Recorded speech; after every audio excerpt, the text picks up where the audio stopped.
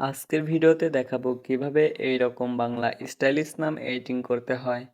এইরকম নাম আপনার ফেসবুক, ইনস্টাগ্রাম এমনকি টিকটক লোগো হিসেবে ব্যবহার করতে পারবেন।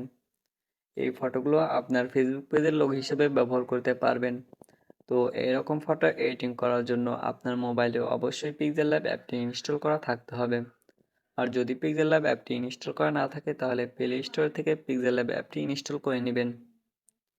পিক্সেল ল্যাব অ্যাপটি ইনস্টল করার পর ওপেন অপশনে ক্লিক করে পিক্সেল ল্যাব অ্যাপটি ওপেন করে নেবেন। পিক্সেল ল্যাব অ্যাপটি ওপেন করার পর ঠিক এইরকম একটা ইন্টারফেস শো করবে। এরপর ক্যান্সেল অপশনে ক্লিক করে দিবেন। এইখান থেকে একটা সাইজ সিলেক্ট করে নেবেন। এরপর টেক্সট অ্যাড করার জন্য এই অপশনে ক্লিক করবেন। এই অপশনে ক্লিক করার পর টেক্সটে ক্লিক করবেন। টেক্সটে ক্লিক করার পর এডিটে ক্লিক করে এখানে যে লেখাগুলো থাকবে সেগুলো ডিলিট করে দিবেন। লেখাগুলো ডিলিট হয়ে গেলে আপনি যে নামটা দিয়ে ফটো এডিটিং করতে চান সেই নামটি এখানে লিখবেন। নামটি লেখা হয়ে গেলে ওকে অপশনে ক্লিক করে দিবেন। এরপর এটিকে ছোট বড় করতে পারবেন। এরপর ফন্ট অ্যাড করার জন্য ফন্টে ক্লিক করতে হবে। এই ফন্টটি অ্যাড করতে হবে। আপনাদের যদি এইরকম ফন্ট না থাকে তাহলে ভিডিও ডিসক্রিপশন বক্স থেকে এই ফন্টটি ডাউনলোড করে নেবেন। ফন্টটি অ্যাড করা হয়ে গেলে স্টকে ক্লিক করতে হবে।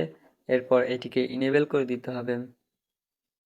এরপর ওকে অপশনে ক্লিক করে দিতে হবে। একইভাবে আরও লেখা অ্যাড করতে চাইলে এইটা কপি করবেন। এরপর এডিট অপশনে ক্লিক করে লেখাটি ডিলিট করে এর পরবর্তী অংশটুকু লিখবেন। পরবর্তী অংশটুকু লেখার পরে এখানে কিছু পিএনজি ফাইল অ্যাড করার জন্য এই অপশনে ক্লিক করবেন। এরপর ইম্পোর্টে ক্লিক করবেন। ইম্পোর্টে ক্লিক করার পর গ্যালারি সিলেক্ট করবেন। গ্যালারি সিলেক্ট করার পরে এরকম পিএনজি ফাইলগুলো অ্যাড করে নেবেন। যদি আপনার এরকম পিএনজি ফাইলগুলো না থাকে তাহলে ভিডিও ডিসক্রিপশন বক্সে দেওয়া লিঙ্ক থেকে এরকম পিএনজি ফাইলগুলো ডাউনলোড করে নেবেন। তো এরপর ইরেজ কালারে ক্লিক করবেন। ক্লিক করার পর এটিকে ইনেবল করে দিবেন। এরপর এই অপশনে ক্লিক করবেন। এরপর এটিকে সিলেক্ট করে দিবেন। এরপর ওকে অপশনে ক্লিক করে ওকে করে দিবেন। তো দেখুন কি সুন্দরভাবে পিএনজিটাও অ্যাড হয়ে গেছে। পিএনজি অ্যাড করার জন্য ইম্পোর্টে ক্লিক করবেন। এরপর পিএনজি ফাইলগুলো অ্যাড হয়ে যাবে। এরপর ঠিক একইভাবে ইরেজ কালারে ক্লিক করবেন। এরপর এটিকে ইনেবল করে দিবেন। এরপর ব্ল্যাক কালার সিলেক্ট করে এটিকে টিকমার্ক করে দিবেন। এরপর এই অপশনে ক্লিক করবেন, ট্রান্সপারেন্টে ক্লিক করে এটিকে ট্রান্সপারেন্ট করে নেবেন। এরপর ফটোটি গ্যালারিতে সেভ করার জন্য সেভ অপশনে ক্লিক করবেন। এরপর সেভ অ্যাজ ইমেজে ক্লিক করবেন। এরপর সেভ টু গ্যালারিতে ক্লিক করে ফটোটি গ্যালারিতে সেভ করে নেবেন। ফটোটি গ্যালারিতে সেভ হয়ে গেলে আবার পিক্সেল ল্যাব অ্যাপটি ওপেন করবেন। পিক্সেল ল্যাব অ্যাপটি ওপেন করে ক্যান্সেল অপশনে ক্লিক করে দিবেন। এরপর এই অপশনে ক্লিক করবেন। এরপর ফ্রম গ্যালারিতে ক্লিক করবেন। ফ্রম গ্যালারিতে ক্লিক করে ব্যাকগ্রাউন্ড ফটোটি অ্যাড করার জন্য এই অপশনে ক্লিক করে নেবেন, তাহলে ব্যাকগ্রাউন্ড ফটোটি অ্যাড হয়ে যাবে।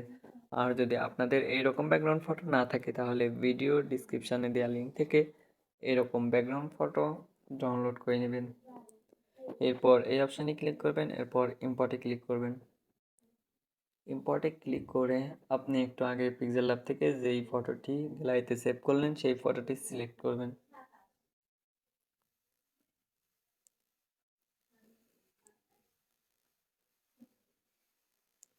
ফটোটি সিলেক্ট করা হয়ে গেলে ওকে অপশানে ক্লিক করে দিবেন। এরপর ফটোটি এখানে অ্যাড হয়ে যাবে। এরপর 3D রুটেড ক্লিকে ক্লিক করবেন। এরপর এটিকে